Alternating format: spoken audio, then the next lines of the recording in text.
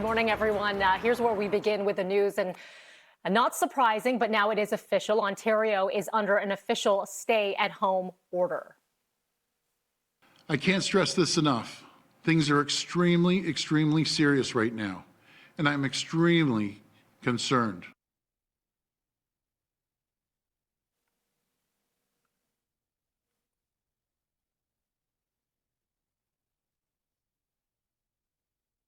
Under the latest stay-at-home order, grocery stores, pharmacies, they're going to stay open. Non-essential stores are restricted to curbside pickup. Shopping malls are closed, with the exception of curbside.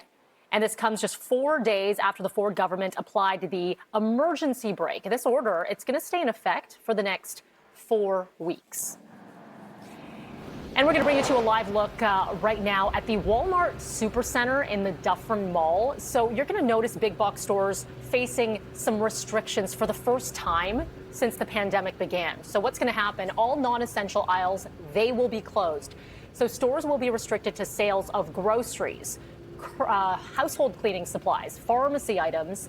Ontario's Solicitor General saying big box stores will be monitored to make sure that they are following these new restrictions. There is an extensive list, so if you want to look a little bit further, just head to our website, citynews.ca. Now, as we settle into these new restrictions, there's some good news with more vaccines on the way. I'm expecting that we will be able to have 40% of Ontario adults vaccinated by the end of the 4-week stay-at-home order. And that's when things start to change dramatically in our favor. And the Premier is saying around 5 million people expected to get their first dose during the month-long stay-at-home order. The province is saying that schools will not be impacted by the new restrictions. During the April break next week, some teachers and essential workers living or working in high-risk neighborhoods in Toronto and Peel will be eligible to get a vaccine. But some ER doctors saying that's not enough to protect the most vulnerable. We have done this before and we're doing it again. We're not taking care of essential workplaces. So workers are still going to get infected in large numbers because those places aren't closing.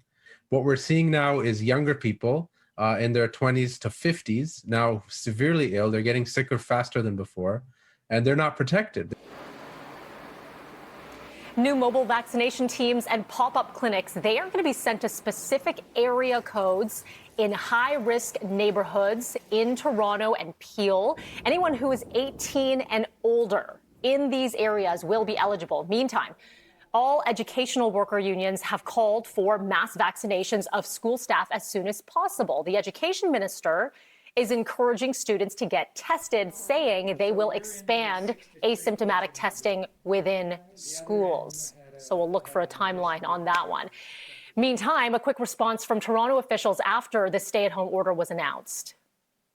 I know that the latest shutdown, if you want to call it that, is not what anyone wanted to go through again.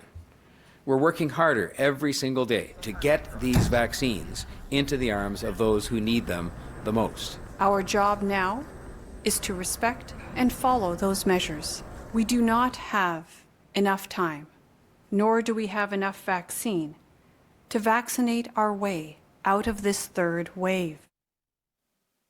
So Toronto will be opening 3 final city-operated vaccination clinics next week. By Monday, all 9 of Toronto's vaccine clinics will be open with the ability to administer over 8,000 doses per day. Now, we have a lot to cover. A lot has changed in the last 2 days. So coming up, just after 7 this morning, Mayor John Tory, he'll be joining for his weekly check-in. We're going to talk about all of these new restrictions as well as the vaccination rollout, the tweaked vaccination rollout, I should say.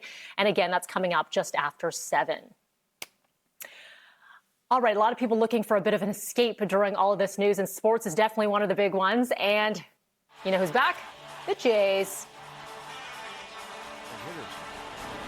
3-1, and Simeon lifts it to left field and deep. It is gone.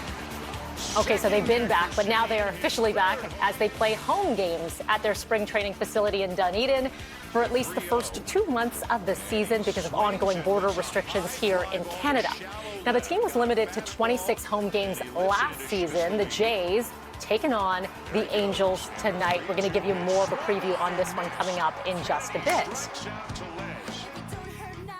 Okay, so how about this? We've heard a lot about supply shortages throughout the pandemic, right? Toilet paper to auto chips and ketchup. I don't even know where we're going with this one. Okay, Heinz sounding the alarm about some major supply issues. So what's the deal? Mike Epple, he'll explain coming up right after the break.